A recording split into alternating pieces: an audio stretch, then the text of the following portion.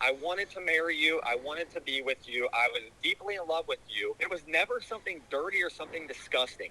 But most people are disgusted by what Chad Wilhoff did. That's Wilhoff on the phone with his victim, nearly 2 decades after he sexually abused her. The girl was 12 years old. Wilhoff was 23. The victim had the courage as an adult to go to police. At their request, she recorded this call. It should have never happened. I was the adult. It should never happen. The state later used the call as evidence against Wilhoff in his trial. I'm going to pay for my sins. And he is. Let's go back to 2003. Wilhoff was married to a relative of the victim, and he worked at the church her family attended, Landmark Baptist Church in Batavia. He worked in the nursery. He worked in the children's, with the children, the teens, the teen group. He became a deacon. He was a deacon of benevolence. Although Wilhoff was respected by many in the congregation, church member Stephanie Trammell saw red flags. They were in the lodge, however, I was near the fireplace. During Wilhoff's trial, Trammell described a church group ski trip from 2003-2004. Wilhoff was an assistant teen director of the church. Just as she described to the court, Trammell told me she witnessed something inappropriate between Wilhoff and a young girl. I could see that they had their arms, wrapped around each other, and they were holding hands. And then underneath the table, they had their legs wrapped around each other. I couldn't believe what I was seeing. Trammell says she called the church and left a voicemail.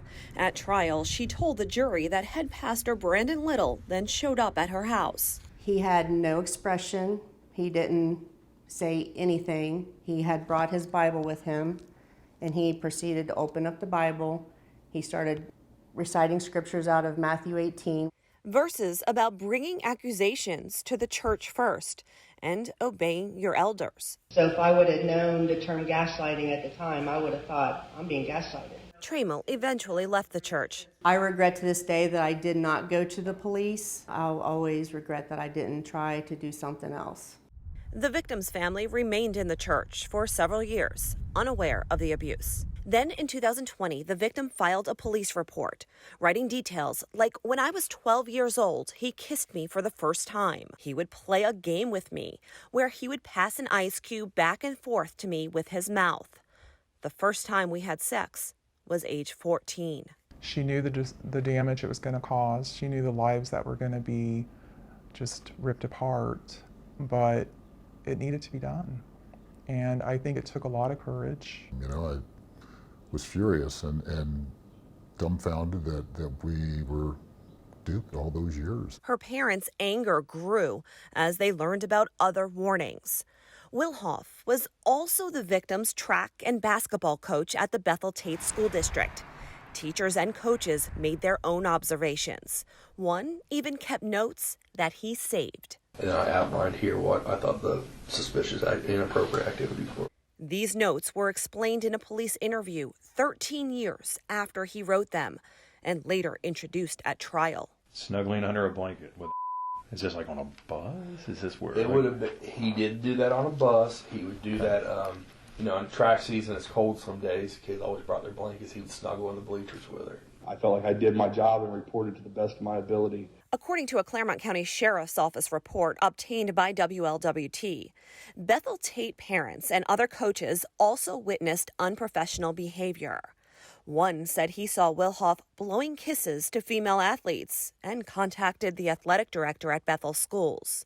At the time, they came forward to administration and made their concerns very clear. We were never contacted by the school of any of this.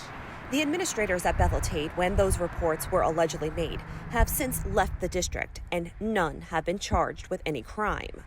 But the man who led Landmark Baptist when the first warning was raised, Pastor Little, has not left. In fact, the family of the victim tells me they went to Little when the investigation began in 2020. They found out when the victim recorded that call with Wilhoff.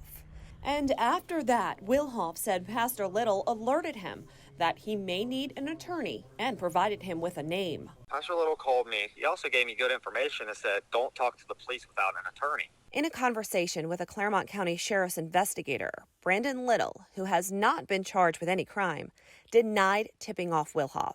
No, that's not true. In the same call, Little denied being told about Wilhoff's inappropriate behavior 18 years ago, even though testimony at trial said otherwise.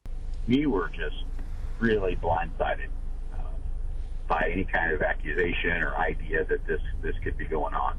I tried to talk to Pastor Little. Hi, Brandon.